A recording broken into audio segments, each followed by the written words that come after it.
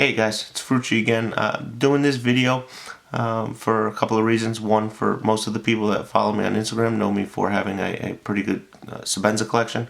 And two, I'm doing it for the folks that may own a Sebenza and are looking to get a different one. This is the plain Jane, I think probably the one most people start with. But what I'm going to show you today is a few of the inlays, the wood inlays.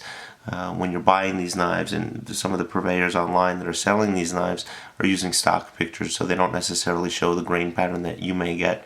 Obviously wood is something that would be different per knife. So I know in buying a few of my knives new, I bought them under the assumption of what the default stock photo showed, and when I got it in person it was completely different. I still love them. I love different woods and grains and the such, but it would have been nice if I knew that ahead of time. So just to show you a plain Jane, right off the bat, again, you're probably going to go into a wood grain if you stick with the Sebenzas and you like the different looks of them. One you may choose is a Snakewood.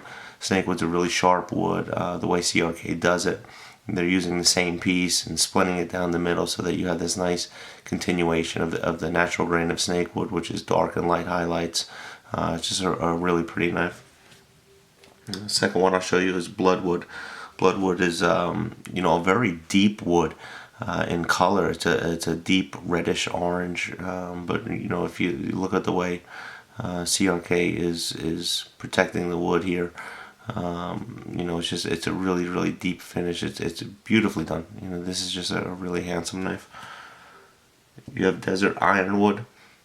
You see this in a lot of the custom makers. Use Desert Ironwood, and Kirby Lambert is a fan of it. I have one of his knives in the Desert Ironwood. This is just a really sharp wood of nice natural swirls and deep rich golden highlights that kind of pop out when you catch the wood in certain light. Box Elder Burl is actually one of my favorites. This is a nice light blonde wood, and hopefully I can get it to focus with my macro lens. But this is just really sharp, tight swirls of Burl, with little specks of darker areas, and it's just a really sharp looking knife. You'll notice that this one has a silver thumb stud. It was ordered directly through CRK by a customer that I got it from, so this is secondhand for me. But he had requested the silver thumb stud, which looks nice with the light wood, I believe. This one here is going to be a Gabon Ebony. Natural dark wood. It's ebony. You always expect it to be dark, so it's almost like a black wood. Again, a handsome knife, and I just like the way they did that. This one here is going to be Cocobolo. Cocobolo you see in pictures, and this happens to be one of those knives that I see it in pictures and it just didn't look like what the pictures show. I was pleasantly surprised. It looked nicer than I had assumed it would. But Cocobolo doesn't necessarily come across in pictures as it did in person, for me anyway. One of the more expensive, or what CRK considers the premium inlays, would be the Mammoth Ivory. Mammoth Ivory is something that, when I bought this one, I had two choices. One was just a really pale Mammoth Ivory and really kind of flawless and no variation in color, or no kind of gradient there. And I actually chose this one, which had that kind of gradation of color and the dark spots and kind of like a cracked look. And it's just, to me, it looked more mammothy, if that's a word. I'm sure it's not, but you know what I mean. This one is a little bit different from the other ones. Most of mine are the S35 VN, the newer steel that CRK uses. This one is an S30V. Again, the Mammoth aren't necessarily easy to get, and there's certain configurations. I do like the plain satin blades for my inlays. You'll find them with Damascus's raindrop and ladder Damascus spirograph sometimes. But this one is just the configuration I wanted, and again the colors I wanted. So if you do look for the ivories, you may find one that's just completely bleached out almost, it looks like. I also have a Mammoth Bark on order.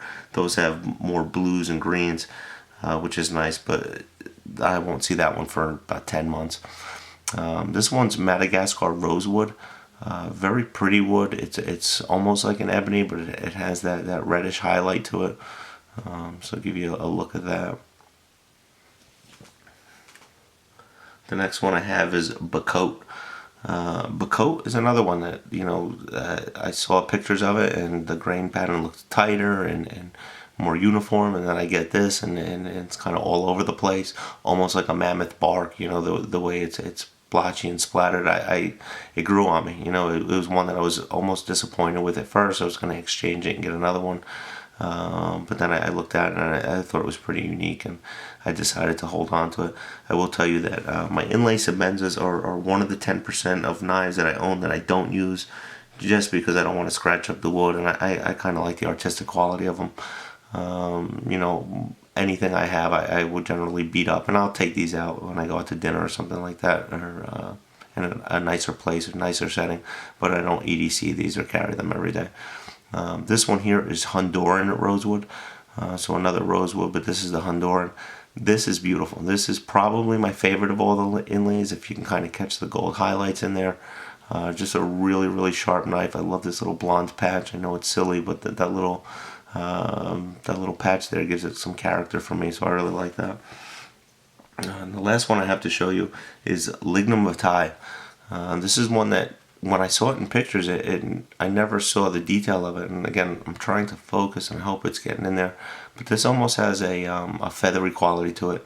It's a very tight pattern in its grains, and it's really light and detailed. But it's all again a gradient of colors, blues and reds and yellows.